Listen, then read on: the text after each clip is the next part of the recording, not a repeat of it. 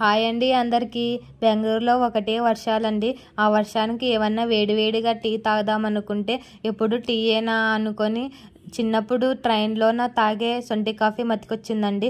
ఆ సొంటి కాఫీ అంటే నాకు చాలా ఇష్టము. మా అమ్మకి అమ్మ ఇలా ఒకసారి సొంటి కాఫీ చేయమ్మా అని అడిగాను, చేసిచ్చిందండి. చాలా అంటే చాలా బాగుందండి. మీరు కూడా ఇలా సొంటి కాఫీని ట్రై చేయండి.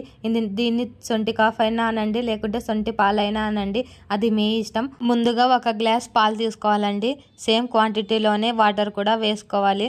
అందులోకి మీకు తగినంతగా షుగర్ కూడా వేసుకోవాలండి.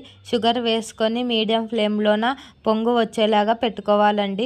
ఆ గ్యాప్లోన మనం సొంటి తీసుకోవాలండి. సొంటి తీసుకొని బాగా మెత్తగా దంచుకోవాలండి. సొంటి అనేది మెత్తగా దంచుకొని మనం ముందుగా స్టవ్ మీద ఉన్న పాలలోన అంతా వేసుకోవాలండి.